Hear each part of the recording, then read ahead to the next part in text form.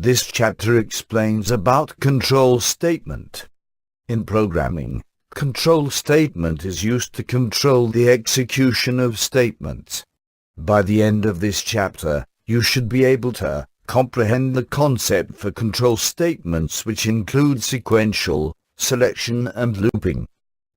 Applying appropriate control statement in solving a given problem. There are three types of control statements: 1. Sequential, 2. Selection, and 3.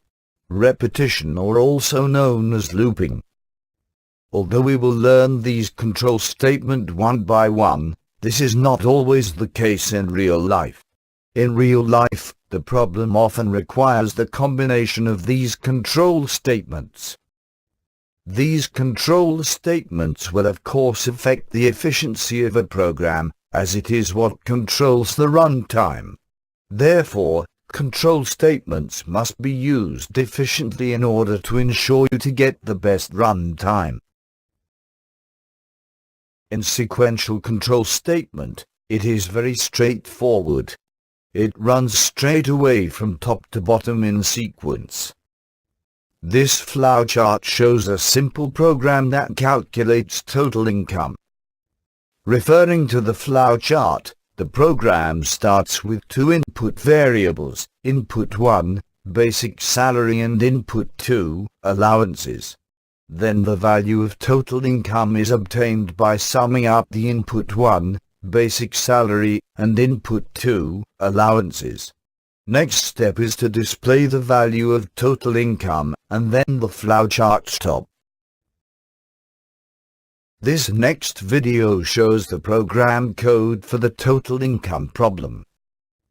Here, we declare variable b_salary allowances and t_income that represent basic salary allowances and total income respectively. See line 5. Line 7 to 10 will prompt user to enter the basic salary and allowances. Line 12 will sum the b_salary and allowance, and finally the total income is displayed. See line 13. Next, we move on to the next type of control statement, the selection control statement. Basically, this is a decision statement that involves two-way selection to decide whether something is true or false. There are three types of selection control statements. The simplest one is single selection, which only involves if statement. Biselection involves both if and else. For multi-selection control statement, if and else are used in multiple layers, meaning we have conditions within conditions. There is one more statement that can be applied, which is case. It is used usually in a situation that we have many selections that need to be executed according to one type of criteria. We will have a further discussion on each type later. Before we go further into the flowchart of each type of control statements, let us have a look at some important rules about if and else statements. 1. The expression of both if and else must be enclosed in parentheses. 2. No semicolon after the statement if or else. 3. And remember, both true or false statements can be null or not null. If the test expression of an if statement resolves to null, the else clause will be executed, and vice versa. Now let us have a look at the flowchart of each type of control statement. For a single selection control statement, the statement will only execute if that condition is true. However, if the condition false, the program will skip the true statement, or in other words continue executing the next line of codes. Referring to the codes or flowchart example in the video, you can see that the statement will only execute if the condition is true. The so-called statement will never be executed if the condition is false. Now, look carefully at the next flowchart. Previously, only one statement is executed, that is the true statement. This time for by selection, both true or false statements are executed accordingly. Referring to the code of flowchart example, you can see that statement 2 will be executed if the condition is true and statement 1 will be executed if the condition is false. Now consider this program code. The program will ask user to enter age. Next, the code will determine whether the age entered equal to 17.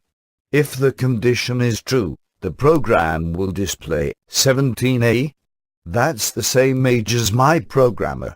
However, if the condition is false, the program will display, so, you really age entered years old. Can you draw a flowchart to represent the flow of this program? In this example, the program will test whether a student has passed an exam or not, where the passing mark is 50 and above. Basically, the program will ask user to enter the marks, see line 2 and 3. Next, the program will compare the enter mark whether is it greater than or equal to 50. If the condition is true, the program will display pass. However, if the condition is false, the program will display fail. Example, if the entered mark is 58 or 70 or 83 or even 100, the program will display pass. If the entered mark is 23 or 40 or 49, the program will display fail.